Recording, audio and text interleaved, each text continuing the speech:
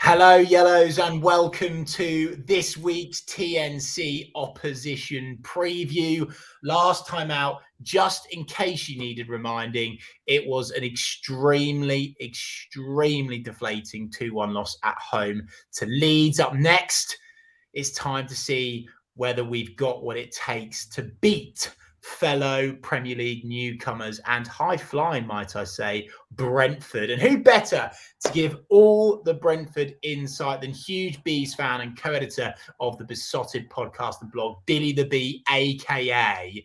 Billy Grant. Billy, I have to start by admitting something. I am sick with jealousy. I'm sick with jealousy about Brentford this season. I really am. But what's the mood like in the world of Brentford? Listen, first of all, Chris, thanks very much for inviting me on. And it's been great to be on your podcast. I haven't been on there for quite a while, actually. I don't think you've been on ours for quite a while as well, which is all good. So like I said to you, good to be on there again. Good chatting to you. Good that we both came up last season, in the void of actually not sitting in the stadium. Like, you know what I'm saying? It's like sitting in front of your TVs watching matches. And I'm just going to hark you back quickly to the Leeds game, because I noticed that Leeds scored 2 goals, against you. You lost 2-1. But surely Leeds would have scored more, because they always do more, don't they? So this is not a dig at you, but you obviously know it's always Leeds. Whatever you say about Leeds, they always do more. Whether or not they take more, they'll score more, they'll just do whatever. Their stadium's more, so it's just. So I'm quite surprised it was only 2, because I'm sure they would have scored more. But anyway, I'll move on. But look, and this season, man, I'm feeling all right, actually, because it's a bit weird. It's a bit weird. First of all, I'm going to be honest with you, Brentford fan and supporting them for 40 odd years. Been a lot of the places that you've been to, probably Accrington, Stanley, and Wrexham, and all these places. Not that low. Well, we love. Tell you something. We've been to all these places, and I love going there. We've had some proper laughs there, and all of a sudden we sort of start to come, a little bit better, and we start to look up rather than down. But I'd never thought we were going to get here. I never thought really we were going to get here, because it's quite hard to get out of the Championships. It's actually quite a good league. And also, it took us so long to get to the Championship and actually stay there, because the last time we went there, in 1992, which I remember, we beat Peterborough 1-0 on their turf. And the league very kindly decided to take the trophy up to Birmingham City, because they thought they were going to win it instead. And we're just like, but hold on, we could have both won it the same day. But they didn't think that Brentford would ever win the league. And so we won the league at Peterborough and had no trophy. But anyway, we enjoyed that. But we went up the following season, got relegated straight away from the second tier, back down again. And that was it. We were done. So that's my only sort of kind of taste of second tier football. So we know how hard it is to get out of that league. So I didn't think really, I just thought it's going to be tough. But to be fair to our owner, Matthew Benham, he when I chatted to him a few years ago, he said, when we get to the Premier League, not if. And I was a bit like, whoa, that's a bit of a statement. And does it feel like a dream for you, Billy? Sorry to interrupt you, mate. Does this just feel like a mad dream for you then, in light of everything you've just said? Well, that's what I'm saying. It does, because he's focused and he knew it's going to happen. But for me, I'm like, no. So now you're here. It's like, whoa, this is a bit strange. And then our first game was Arsenal. It's like Arsenal coming to our ground, and then you beat them. It's like, it's really, really bizarre. So it's good, but I'll be honest with you, I still haven't quite got used to it as yet, because it's just a little bit strange. We're playing all these matches. At the moment, we're doing okay.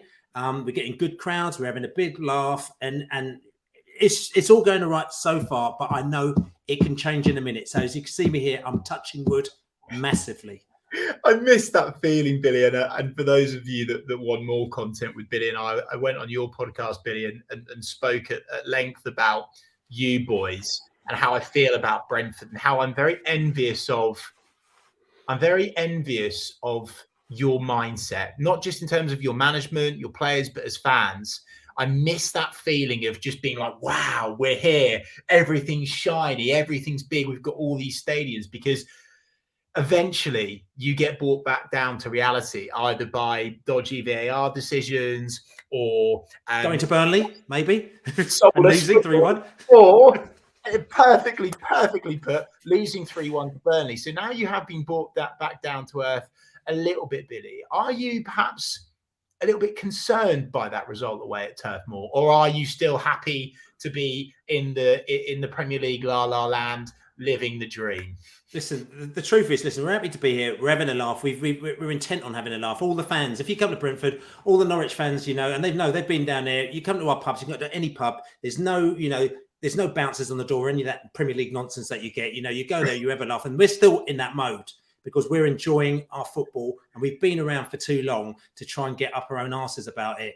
Okay, we lost to Burnley, but when we went up to Burnley, we said, we mustn't underestimate Burnley because they've been in this league since they left us in 2015 or whatever it was, and they've been there the whole time. So they know what they're doing. And yes, they haven't had the greatest start of the season, but still. And they went to Burnley, and not be funny, they played really well, right? They played better than Arsenal did against us. They got us from day one. They were like passing the ball, moving off, hitting us on the break. They were aggressive. Honestly, they were playing wicked football. And if you listen to our podcast, we do a post-match podcast on PrideOfWest.London as well. And we go straight up. I stick the microphone under, Brentford fans, Burnley fans. I was chasing Burnley fans in the traffic, actually, going up back to the station. It's like that. And but we're really honest. And the opinion, every Brentford fan said, fair play, Burnley.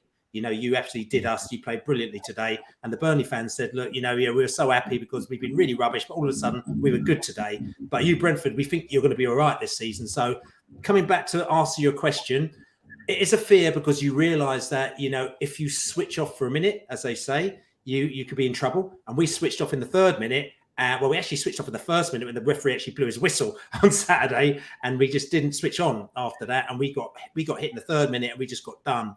But we got hit when we played Aston Villa, when Buendia got a ball. We played brilliant against them, defended, but he got a ball for a minute, turned it to edge of the area, bang, in the back of the net. Brighton, we played them, missed 3 or 4 chances. They had no chances at all. Trossard, 90th minute, gets the ball edge of the area, bang, back of the net. Welcome to the Prem. Welcome to the Prem, my man. Welcome to the Prem. And there was Billy. I was going to ask you actually, and I've not even planned this. I really want to ask you about Ajer actually, because he was our #1 transfer target. How's he been for you, and is he worth?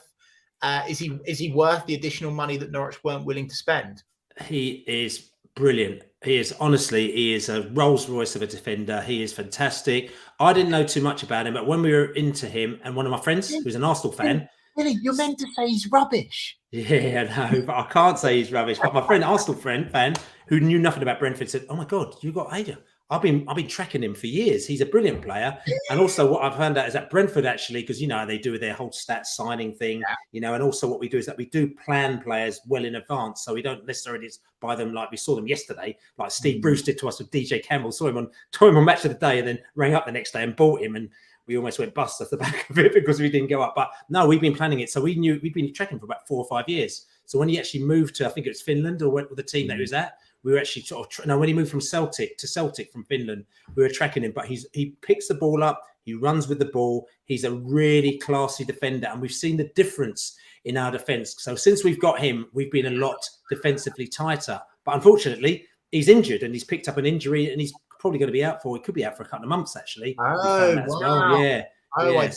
I didn't know that. That's made me feel, with respect to him, of course, that has made me feel slightly better because I'm so annoyed that we missed out on him.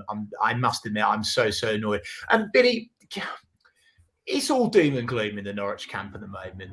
But having watched what you saw at Turf Moor, do you think that Norwich can hurt you in the same way that Burnley did? I think, I'm going to be honest, any team can hurt any, and it's a real cliche. Let's roll the cliches out. But any team can hurt any team in this division. I've seen what Norwich were like at their peak last season. I've seen what Norwich have been like the past couple of seasons. I've seen also that, you've got decent players, on half decent wages. I know that, you spent 50 million this summer, what I'm saying? So you haven't spent 50p. You spent, a fair, decent bit of money. And the fact is that all you need is somebody who knows how to put the ball in the back of the net, somebody who has, or the team to gel, the manager to sit down there with them and say, right, we need to do this, them to actually do it. So, and I saw that on Saturday against Burnley, where we have been, I'm going to say this for a sec, we have been brilliant this season. We have, even the games that we lost, Chelsea game, we battered Chelsea, right? Yeah, I'm saying, Liverpool, we battered them for large parts of that game as well. We've been really, really good this season. But I'm going to put my hand up and say that we were absolutely rubbish on Saturday. From the start to the finish of that game, we were rubbish. And there's a number of reasons why we were rubbish. I I'm not going to roll out the excuses, but the excuses are we do have a lot of injuries, okay? And the injuries, we were a bit worried that they might come in January or February, but they've actually come now. And when you start getting injuries now, you sort of think, well, maybe it might be good because maybe you get them out of the way and then get the players back in January or buy some new players in January. That's the glass half full in me. But on the flip side of it, you sort of think, okay, it's quite a good thing that we racked up quite a few points early on, because the main injury that we've got is David Raya, our goalkeeper, David Raya, who is a fantastic goalkeeper, but not only is a fantastic goalkeeper, he is, I can't remember, one of the managers, I think a Liverpool manager said, Jurgen Klopp, I think he said that he's a great midfielder or something like that. He said, in effect, because I don't know if you've seen, have you seen Raya? He's just like, he gets the ball, he's proper techers, man. He'll sort of like take a player on, do a nutmeg around him and then play the ball out for 60 yards to a player on the wing, and we miss that massively. And because of that, you've got a new player in Fernandes, and I'm not disrespecting him. I'm not knocking him, but you could see that the effect he's had on our back three or back four, back five, what we're going to call them, is been quite massive because they're not used to playing with each other. Luckily for you, Billy, we're not even getting shots on target at the moment, so you don't need to worry about your goalkeeper, mate. I can assure you of that. Let's move on now to your ambitions, your genuine ambition, Billy. Because I must admit, if I was a Brentford fan and I was witnessing what I've witnessed, because you're so right, you really, really controlled and looked after that game against Chelsea. That quality was the difference in, of course, that finish. And by the way, world-class goalkeeping, it must be said, from Mendy as well. You were peppering shots all over the place. If I was a Brentford fan, I would be getting carried away. I'd be looking at mid-table. I wouldn't want to just be hanging around the relegation zone this season. Are you still in that calm state of we just need to survive? Or do you think that you should actually be looking further up this league? A few weeks ago, when we after the Liverpool game, and actually after we beat West Ham, away from home, which actually we were great in the second half, but we did the Brentford thing where What a result that is, by the way. Yeah, 1-1, and instead of sort of kind of like locking it down, he took off a defensive player and put on an attacking player, and we got a goal in the last minute. So that's the kind of things that Thomas Frank does. Sometimes it works for us, sometimes it doesn't. So after that game, and we were talking to opposition fans, and every opposition fan, for me, I get a real barometer for when I speak to opposition fans to say, what do you think of Brentford? I speak to them after the game on our podcast. They tell us, and they go, we think, listen, why are you saying, you're not going to get relegated? You guys are playing really great. We've never seen teams come at us like this, blah, blah, blah. They said, maybe Leeds United, but you're different to them, so you're not going to go down. So it kind of made us put in a state of mind to say, actually, maybe we should actually, give our team ourselves a bit of credit, give ourselves a little bit of credit. But we can't do that because we're Brentford fans. We've been here for years, you know what I'm saying? And we've got to kind of hold it down. But also the other thing is that we know things can change in a minute. We've seen teams who have been right up there, and all of a sudden you get your striker crocked or a leading defender crocked, and then all of a sudden it changes everything, changes the dynamic. And we know, and also we haven't had the experience of this league, as this league is very different. So we're being really realistic about it. We know as a team, if we got our first 11 out, yes, we can take any team on in this league. But as we said, on Saturday, we didn't have our first 11 out. We very much didn't have our first 11 out. We won't on Saturday. We won't against Newcastle. Things are going to change. So we're going to have to adapt. So I know for a fact that we're going to, for me, it is still about survival. Because if you survive in this league, so if you finish 17th, it means you're here for another year, which means that you've got another £100 million, which, it is what it is. I mean, the whole system blows my mind, to be quite honest, because I don't 100% agree with it, but it is what it is. And for Brentford, for us to have £100 million, that's like another team having £1 billion, because we spend our money differently to how other teams spend our money. So for us to be in another league with that money, it will really help us to solidify. So with our guys, it's not about kind of shooting all the way to the top. I mean, the reality is the difference between sixth position and 17th is whatever. It's just a bit of an ego thing. Oh, I finished 8th, I finished 10th, I finished 12th. Oh, well, we're still in the same league and we're going to play each other next year. You're not in Europe. You're not in the Champions League. What's the difference? So for us, of course, you want to win matches. You want to be up there, but we need to survive so that we can come back next season, buy some more players, get stronger. So instead of spending, 5 million on either, we'll spend 8 million or 10 million, you know what I'm saying? Or Ajer was 13 million, we might spend 16 million or 18 million. You know what I'm saying? That's kind of how we'll roll, and that's how I see us. Fingers crossed if we can get over the line for next season. I think you will. I really do. You started to allude to players there, Billy. Who are the informed players going into this game? Who I know it's a disappointing result against Burnley, but who's looking particularly sharp for Brentford at the moment that Norwich need to be really wary of? Well, I can give you the informed players, but half of them aren't playing because they're injured. I mean, like I said to you, okay, Ethan Pinnock, he's been brilliant this season. I saw him play for Dulwich. I'll go and see Dulwich Hamlet play quite a lot as well, which is a team which is in they're in the Conference South. It is, but they were in the Isthmian, the Isthmian Premier League when I used to go and see them. I've seen them lose in 2 playoffs, which is very Brentford of me, and I think they won the 3rd one. And I saw Ethan Pinnock win in the first playoff that I saw them playing down at East Thurrock, actually. Wow. So he's played there. Then 4 months later, he's playing Premier League football. It's just like mad. He's a brilliant, brilliant defender. But he's been injured. I think we kind of rushed him back a little bit quickly. For the first goal, if you check it out against Burnley, he didn't deal with it properly. And they didn't deal with the second goal either. And I'm not sure whether or not he's 100%, where he should be. I mean, everyone wasn't. So he's injured. He's a great player. Brian Mbumo, for me, he's a great player, but he got crocked to the last game. So he's missed the post. I mean, if you wanted anyone to hit the post, ask Brian. I think he's hit the post about 7 times this season. If he hadn't hit the post, I think he'd be probably top scorer in the league. So he got crocked against Leicester. I think he came off against Leicester and then he was on the bench against Burnley. He didn't even come on. So he's in form. Ivan Toney is obviously in form in the fact that everyone looks at Ivan Toney's goals and goes, he hadn't scored any goals. What's that all about? But if you watch Ivan Toney, the way that he plays, he's all over the gaff. He's up the front, he's in the back, he's on the left, he's on the right. He's all over the place. He's laying balls off to people. So he's only scored a couple of goals, I think it is this season. But he always gets who scored? He gets 8.5, 9 out of 10 every time because he's unbelievable. And in the air, he doesn't lose the ball, except for last week against Burnley, of course. So I've given you a few MOMs then, and most of them aren't playing for us. Well, and thank you, Billy, because I needed someone to inject some positivity, and that's going to be music to Norwich fans' ears right now because we need a team with injuries to actually compete. So that's great news. Predictable. What you should say about Tony, and to be honest with you, I think he is just that talismanic man, isn't he? He's so strong. He's great in the air.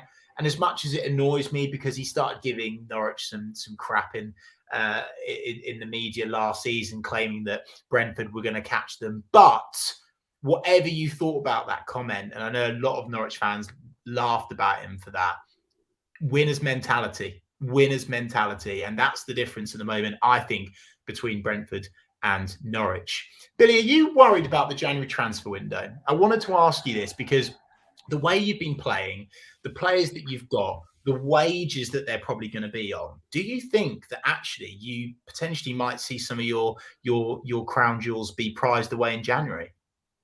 The question is, yes, no, I don't know. So the thing is, right, okay, with our team, as Brentford fans, we're so used to our players being sold. We really are. And this is and it's taken us a while. It took us about 2 seasons to get used to it. After every time that Andre Gray got sold, and we were like really upset about that. And they said, "Don't worry, we'll get a player who's better." And then Hogan came along, and we got upset about that when we sold him. We bought him for 750,000, sold him for 12 million, and we got upset about that. They said, "Don't worry, we'll get somebody better." Than Vibe came along for like 1 million, and they just kept doing it. Maupay came along for 1.5, sold it for 18 million. Ollie Watkins. So we got used to it. So after a while, we kind of relax. Yeah. As a team or as a fan, you don't want any of your players to leave because as a fan, in reality, you don't really care how much money you're getting for them because you just want to see them play every week forever, especially if they're scoring goals. But we've had to get used to this because we're only small and we can't do what your Derby Counties and your Sheffield Wednesday do by selling your stadium to fund your transfers and, selling your stadium to your owner and stuff like that. You know what I'm saying? But, listen, right or wrong, it's wrong. It's completely wrong. And, if you feel that's the right thing to do so that you can continue spending money, then that's fair. And that's what you do. But we don't do that. We unfortunately have to sell our players. And it's gutting for us as fans. But to be fair, our directors of football have got it right every single time. So they're going to get it wrong at some stage, and they've got a few minor ones wrong, but they're going to get it wrong at some stage. Coming back to your question, am I worried? No, I'm not worried, because if somebody comes in for our players, they're going to have to come in and offer a real lot of money, like a ridiculous amount of money. And I don't think they do. And if they did, what somebody's going to offer, £50 million for Ivan Toney?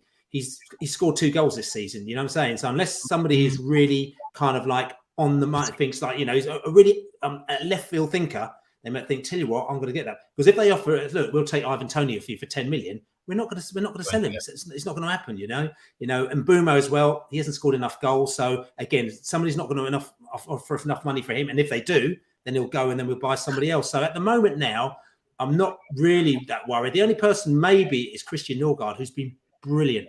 He's our defensive central midfielder. He is class. He had a game against Norwich, which everyone was banging on about Tielemans, who's a great player, and Tielemans had a great game, scored a great goal. But if you see the 90 minutes of that match, Norgard was all over that midfield. He was unbelievable, and he had a great game, but he didn't get the headlines. And that's why I don't think people will come in for him, because we don't get the headlines like the Tielemans will do. So I think that, we can rest assured, I think this window will be okay. But we might have to watch out in the summer. Do you know, Billy, I keep saying it, and there'll be Norwich fans agreeing with me in the comment section on YouTube now. I'm sure shouting this loudly on social media as well. I'm just so envious. I'm so envious of that emotion. You are saying that with your chest, with your shoulders back. We're not going to sell players. I've got confidence. The players don't want to leave anyway. You're high flying, and honestly, fair blooming play. And we lose 7 now. No, you are definitely not. Let's get onto this game, Billy, because it's a huge game for Norwich, but arguably, I guess maybe not as big of a game for Brentford. So, what does this mean for you? Because you said you've got some injuries. Is this a litmus test for how far you've come this season coming up against us? Not even. It's not the litmus test. It's just that we have to treat this league seriously, and we have to treat you as seriously as we treat Man City and Arsenal and Leicester and West Ham. So I think all this teams like nonsense it's even worse in this league. You've got a bit of teams like nonsense going on in the Championship. I'm saying, teams like Brentford, we should be beating teams like Brentford, teams like Norwich, teams like Preston. Right? It's even worse, with Man Uniteds and your Arsenals. It's like, what is going on? Like, can't you just accept us as a football team with some players who, okay, they might be cheaper than the players that you bought, but you've got no right to beat us at any stage. So why are you going in there saying, oh my God, and then having to go at us for beating you? It's ridiculous. I don't get it. So then they're coming up to teams like Norwich and saying, oh yeah, we should be beating teams like that. Why? Why should, if you don't beat them, then you should not be beating them. Is what I'm saying. So we've got to go into that game knowing that, we're really serious. It's not like we should be beating teams like you. We're only going to beat you if we play better football than you. Like Burnley, we had to tip our hats and say, look, fair play. Yeah. Burnley were better than us. End of story. We didn't go and slagging them off saying, you're this and you're a long ball team and all that kind of stuff. Do you understand? But Billy, you must be looking at this Norwich side thinking, so beatable. Like, you must be looking at us. You must be looking down at us mentally, surely. Look, what I'll say is that you're not on a great run. Yes, we've got injuries. We're at home, and also we've been playing some good football. And we've got some good players. So if we go into this game with the right attitude and play our game, then we should give it a good game. And then I would like to think that we should win from various reasons. You know what I'm saying? But it's not, nothing's a given. You see. So for me, I'm going to put this down as a must-win game for Brentford because we're playing at home and we need to get a certain amount of points to get ourselves to that 17th place. So Norwich being bottom of the league, not won this season. We've got to look at it as a must-win games, but they've got to take it seriously. Brentford really do have to take it seriously, and I think Burnley is going to be a real kick up the arse for them. And I think after that game, I think they're going to come back, have a look at themselves. Thomas Frank, he's good like that. I mean, he's been on our podcast. If you check out prideofwest.london, you see Thomas Frank. He's come down the pub. We do all our podcasts down the pub, and he's come down the pub with us, chatted about all sorts of stuff, and he's really frank. Thomas is frank. So I can imagine him giving right frank talking in the dressing room afterwards. And I'm like to think that they're going to come back more focused on Saturday. you can see this being a game that they react in, but also, Billy, do you think that this game is going to be fueled by revenge somewhat because of that last season in the Championship when we played you? No, not at all. I mean, I don't even think, no, not at all. I could hardly remember the game where you beat us 1-0. And I remember the game that we drew 1-1, which we actually should have won. You know what I'm saying? When we got, we had the shot, you had the shot in the 87th minute, which deflected off somewhere. And, Norwich were pretty average in that game, I have to say. I can't remember if Brady was out or in for that game. I can't remember. I think he might have been out. I can't remember. It's quite early on in the season, but you were quite average. But after that, you kicked on. Fair play to you, and you got the results where other teams didn't. But there's no revenge there for you. If there's any, tell you where the revenge is. I'm going to say this as well.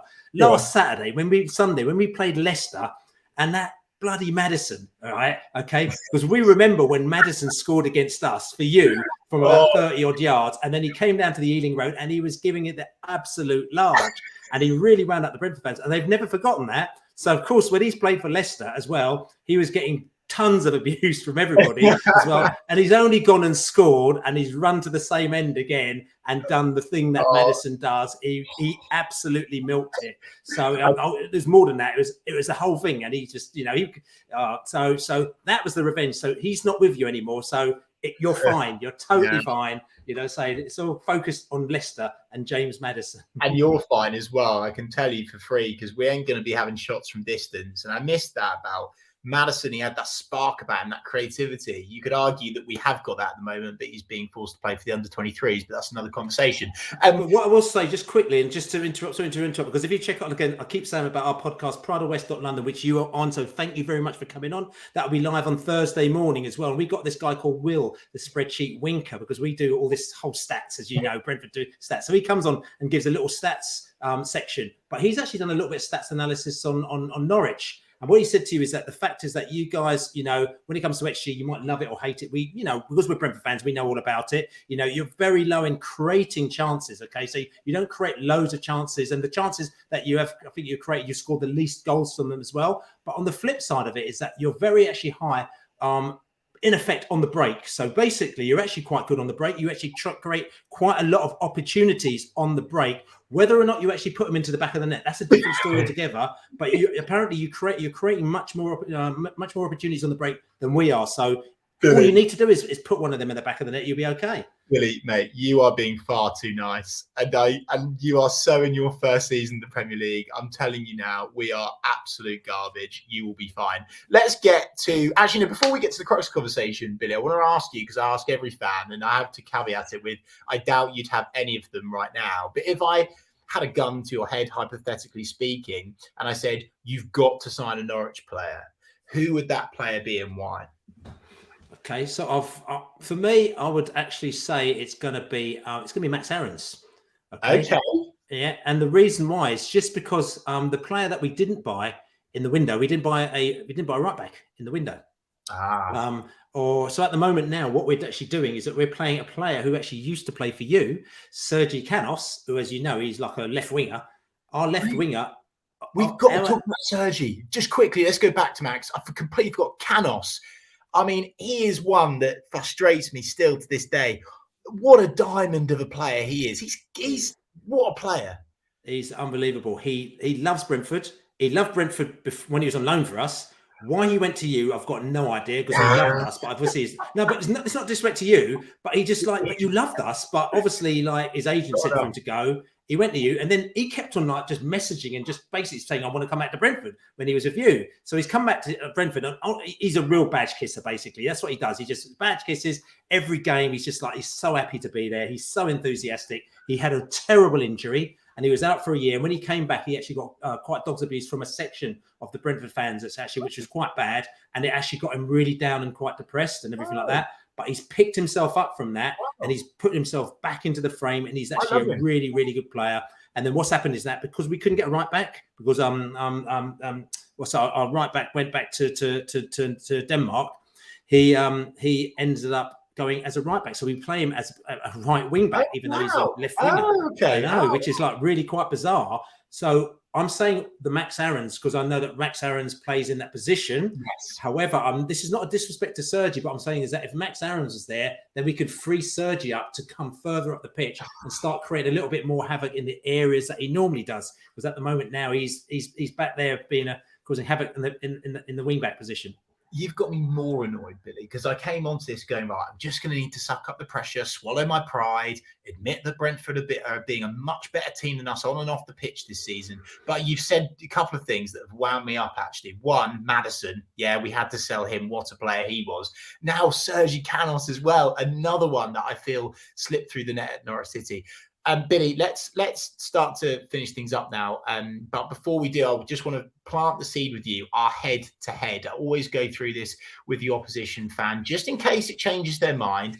We've won 27 games. You've won 22, and we've drawn 11 times. So, Billy, on TNC, we do our score prediction a bit differently. What's your head saying, and what is your heart saying? Over to you. Okay, historic games won and lost. I don't go with that at all because obviously your team now, it hasn't got anything to do with the team that lost against you in 1927. You know what I'm saying? So I'm like, okay, if some people use that, it's great, but no, not at all. For me, it's about the here and now. It's not even a case of what we should do. We have to win tomorrow because we've got a run of games. We've got you in Newcastle, and then we've got another run of games after that, which potentially we might not pick up anything at all, maybe even for a month, if we've got the injury problems, everything like that. So we need to focus on that. So I'm going to go with my head and my heart, and I'm actually going to go 2-1 because our defence is a bit all over the place. And I'm going to say that you're actually going to get a goal. Our defence is great, but I'm just thinking that our goalkeeper still needs to kind of get his defence in check. So I think there's going to be a bit of excitement for you. You know what I'm saying? For you lot as well.